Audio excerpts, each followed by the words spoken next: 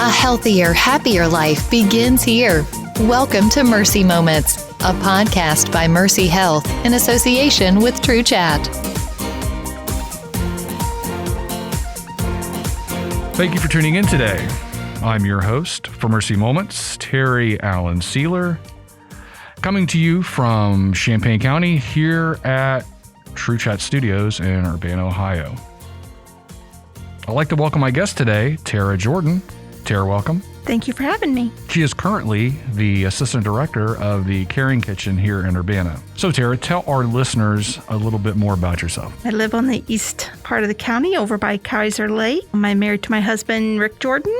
I have two sons, Garrett and Tanner Jordan. They currently live in South Dakota. They have wrestling scholarships out at the University of South Dakota. So what are some of your hobbies? I like to antique and I like to do crafts. So what is something that few people would actually know about you? I actually drove in the demolition derby when I was younger. Why and how did you get involved in the Caring Kitchen? Actually, a good friend of mine worked at the Caring Kitchen, and I was working long hours at a farm, Saturdays and Sundays, and I was unable to see my boys wrestle and stuff, so I just figured I needed to cut back on those hours and be a mom and watch my boys wrestle. So put simply, what is food insecurity? Food insecurities are where people cannot get the nutritious food and the amount of food that they are needing. So what types of assistance are typically needed? Usually just your proteins, your meats, your vegetables, probably canned goods, that kind of thing. Yeah, I saw a statistic the other day that 10% or 13 million people had food insecurity in 2019. And this year, because of COVID, just adolescents alone, that totals like 18 million. So it's definitely a growing problem, partly because of COVID. So what types of food insecurity are actually out there? I know some people are homeless, other people you just don't have the funds to buy nutritious food. So what types of need are there? Just like you said, there are the homeless that don't have access to food. There's kids that aren't getting, of course, the school situations now where the kids aren't going to school. We also have people that can't be transported to the bigger grocery stores, which Walmart and Kroger are on the west side of the city. And on the east part of the city, there are no large grocery stores. So to get your bags of groceries transported if you don't have a vehicle is kind of difficult.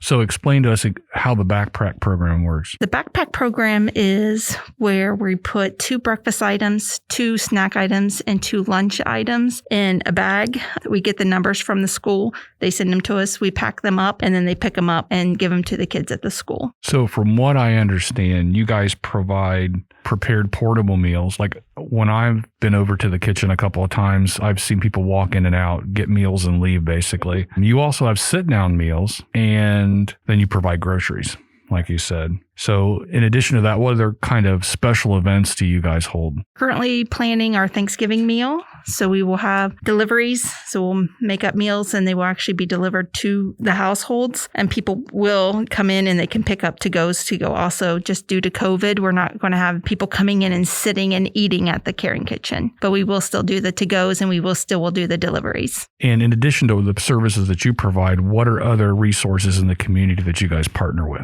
Food-wise, there's the warehouse, there's stepping stones, there's other pantries locally. There's some in Mechanicsburg, there's some in St. Paris. So we do partner with them. So besides food items, what kind of services are actually out there? I mean, I know you also provide clothing and basic household items. Are there other organizations out there that do the same thing? We do work closely with the other agencies. So if we do need something, and one of our clients does need something, then we can call them. And if they have it, they can either give it to us at a discounted price or we can work with them that way. So where specifically are you guys located?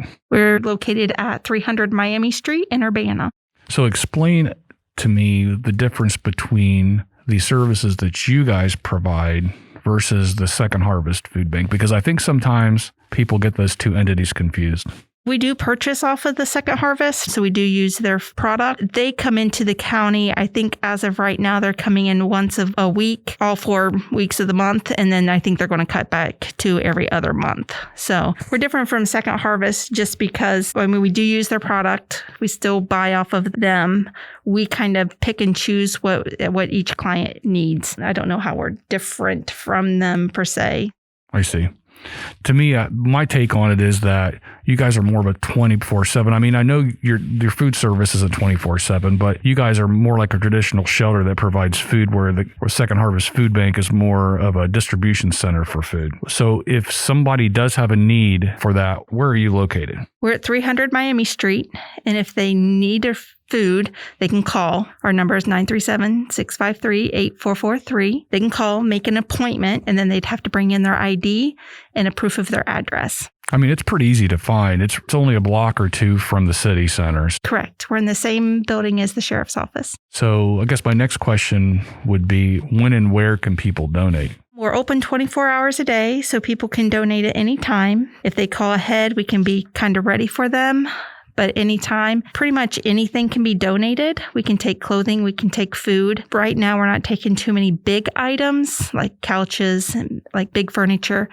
We can try to connect them with somebody who does need, maybe somebody's moving out, and we can connect those people with the furniture that they need.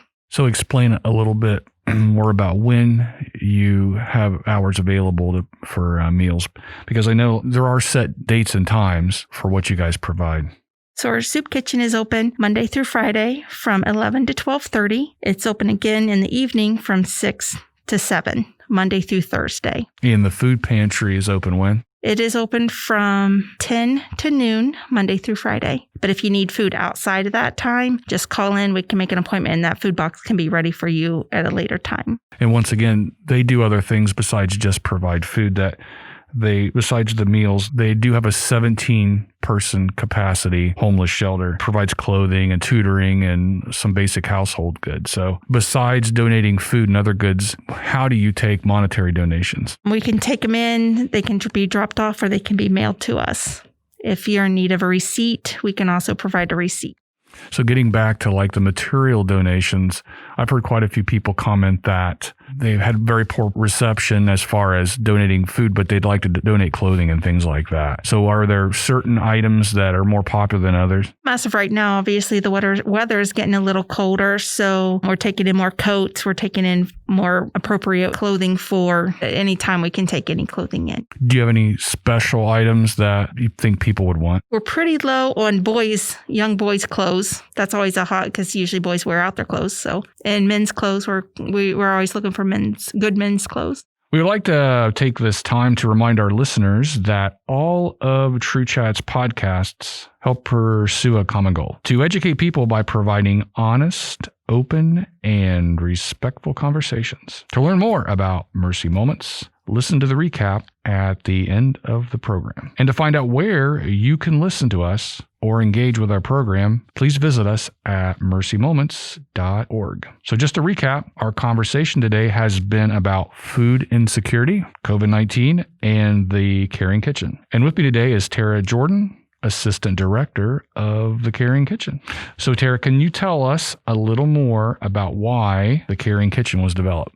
Back in 1985, Nedra and Carl Gordon saw a need for the homelessness. There was a man that was homeless, and I think he ended up passing away because he was out in the cold. Nedra thought that was ridiculous to have something like that happen in Urbana, Ohio. So she went to the county, and she went to the different higher-ups, and she came up with the Caring Kitchen. So funny story about that. Years ago, the local paper had profiles for all of their featured citizens. And so they had a series of questions for both Carl and Nedra.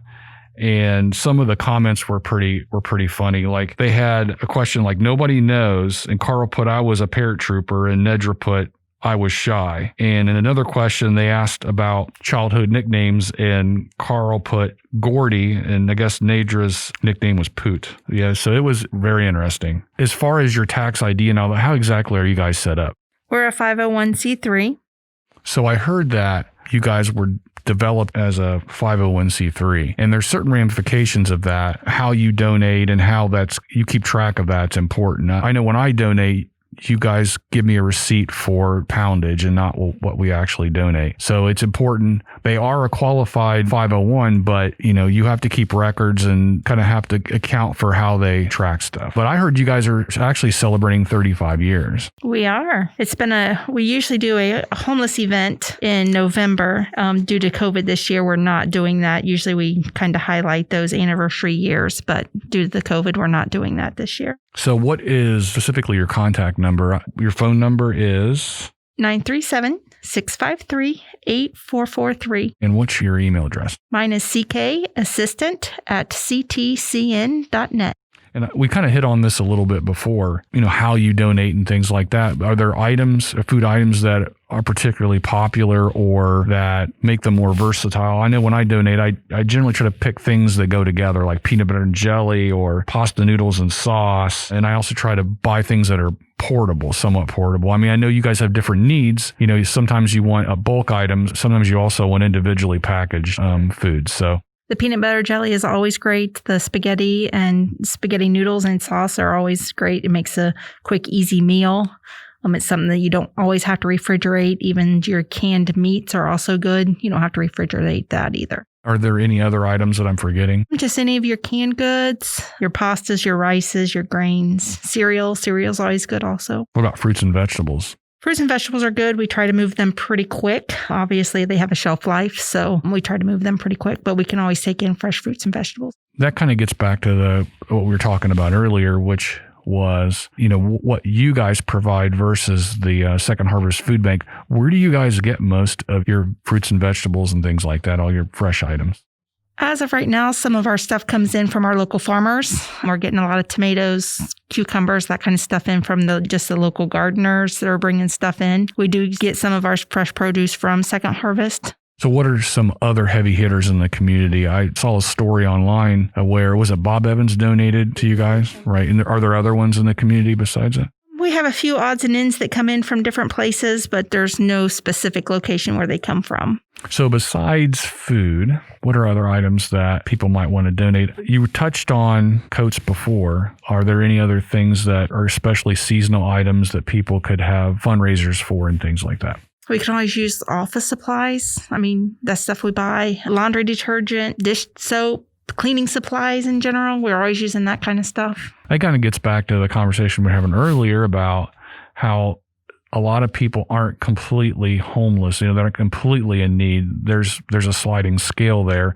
So even things like laundry detergent or things like that to clean their clothes, people don't often realize that stuff goes with the meal. It goes with the process. So forks, spoons, knives, plates, other supplies are also in need. So there's plenty of things for people to donate besides just food. So we talked a little bit about what the Caring Kitchen does, but do you have some statistics for us? I mean, how many people are getting groceries and how many people are staying at the shelter and things like that? Do you have some numbers for us? Since January, we can do anywhere from, I would say, 80 to 85 food boxes a month, some higher, some lower. Meals served, we're up to 3,000, anywhere from 3,000 up to 4,000. So now for the food boxes, you said that's a 3-day supply, right? 3 to 7 day. And how many meals are you guys providing as far as hot meals in the shelter every month? We supply 3 hot meals to the clients that live there. So the homeless population that we have, we serve 3 hot meals and a snack. But to the public, we just do dinner and supper. And how many meals total, though, for the month? Is it thousands? Total meals served, it would be 3,000, but that's for our clients and for the public. We'd like to take this time to remind our listeners that this month is Breast Cancer Awareness Month. So schedule your mammograms today. The number to call is 937-328-8100. Also, November is Lung Cancer Awareness Month. So if you are 55 years or older, have a long history of smoking, and currently smoke or have quit within the last 15 years, you may qualify for an annual screening. And as a part of that, this year, we will be holding a walk-in event on Saturday, November 7th from 8 a.m. to 3 p.m. It will be held at Mercy Health Urbana Hospital, located at 904 Scioto Street, Urbana, Ohio, 43078. Other dates and times and locations are Mercy Health Dayton Springfield Emergency Center on Wednesday, November 11th from 6 to 8 p.m. and Thursday, November 12th from midnight to 2 a.m. The address for those events is 1840 Springfield Road, Fairborn, Ohio. And finally, Springfield's Regional Imaging Center will be hosting an event from Monday, November 9th through Thursday, November 12th from 5 to 7 p.m. And the address for that location is 1843 North Fountain Boulevard, Springfield, Ohio. So come on in, get evaluated, and if you qualify, get your CT-guided lung screening. The fee is generally less than $99. Again, I'd like to thank my guest, Tara Jordan, for being here today. Thanks for having me. You can listen to Mercy Moments on True Chat and on Spotify, Apple Podcast, and Overcast, and anywhere else podcasts are found. For Mercy Moments, Mercy Health Urbana Hospital, and True Chat, I'm your host, Terry Ceyler. And I'm Tara Jordan. Thank you for listening. Stay healthy, Ohio.